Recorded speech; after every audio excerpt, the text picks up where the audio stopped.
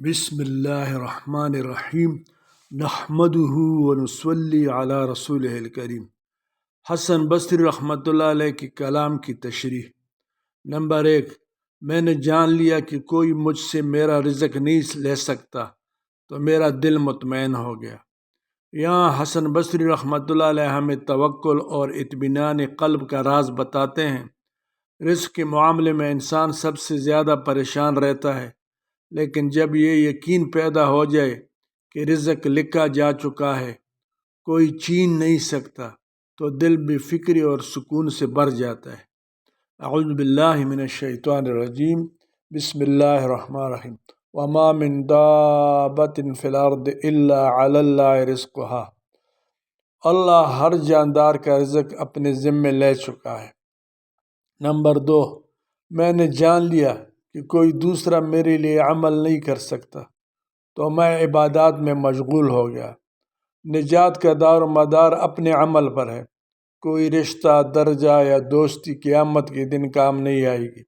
لہذا حسن بصری رحمۃ اللہ علیہ فرماتے ہیں، میں نے سمجھ لیا کہ جو بھی کروں گا اسی کا بدلہ پاؤں گا، تو میں نے خود عبادت و طاعت میں لگ جانا بہتر سمجھا۔ وَأَن لَيْسَ لِلْإِنسَانِ إِلَّا مَا سَعَىٰ۔ انسان کے لیے وہی ہے جس کی وہ کوشش کرے۔ نمبر 3، میں نے جان لیا کہ اللہ تعالیٰ مجھ سے باخبر ہے، تو مجھے شرمندگی ہوئی کہ میں اس کی نافرمانی میں مبتلا ہوں۔ یہ جملہ احسان کے درجے کو ظاہر کرتا ہے۔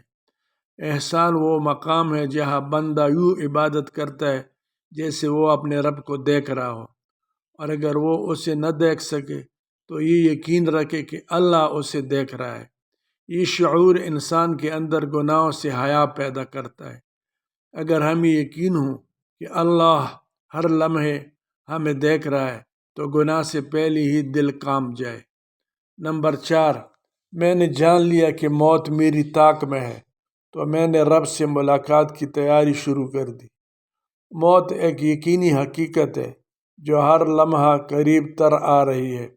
حسن بصری رحمۃ اللہ علیہ فرماتے ہیں کہ جب یہ احساس جاگا کہ موت کسی وقت بھی آ سکتی ہے، تو میں نے اپنی زندگی کو آخرت کی تیاری میں لگا دیا۔ کل نفس ذائقۃ الموت۔ ہر جان کو موت کا ذائقہ چکھنا ہے۔